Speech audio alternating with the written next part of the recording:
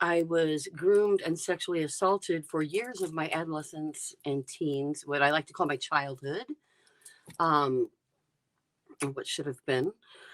I have a bigger problem with the way that you, all society, made me feel ruined because the language of society taught me that virginity is a thing in and of itself. And while I should have had the right to decide who I wanted to have sex with, who I wanted to be intimate with for the first time, whether it would have been a good choice or a bad choice, I should have had that right.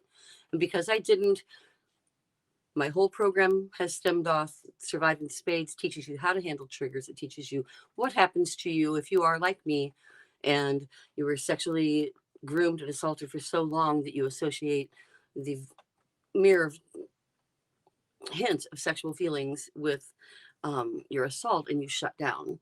And there are triggers all day, every day, blah, blah, blah. But that's not what we're doing today.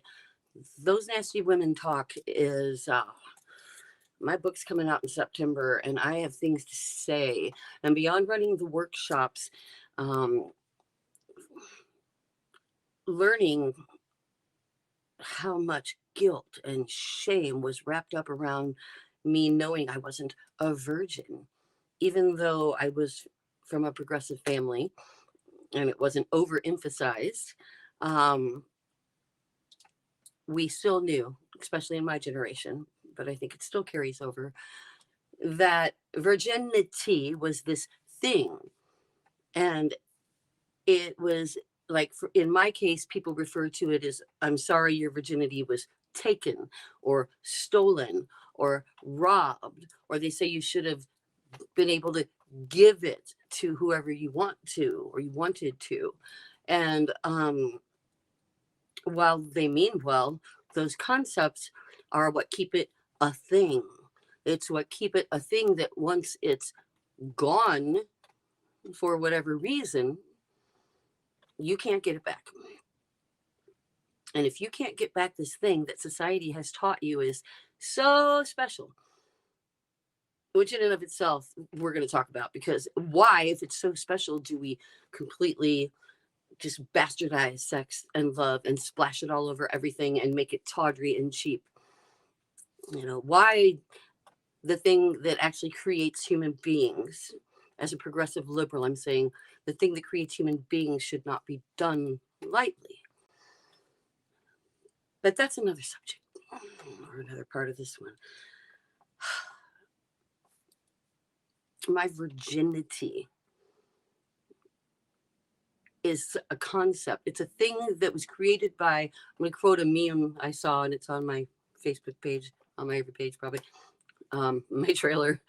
Virginity is a concept created by men who thought their dicks were so important that they could change who a woman was. So virginity, more than a thing, is a measure. It's a measure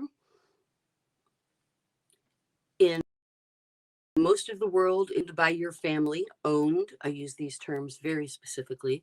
Um, I've talked at length before. I did an entire live stream on Don't Trade Your Daughter for a Cow, how it's perfectly acceptable to trade your daughter for livestock in parts of the world.